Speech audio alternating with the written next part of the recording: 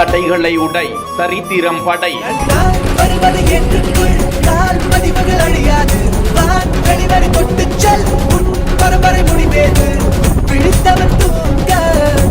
ஆழ்கடலில் 11 மணி நேரம் நீச்சல் அடித்து வந்த மாற்றுத்திறனாளி பெண்.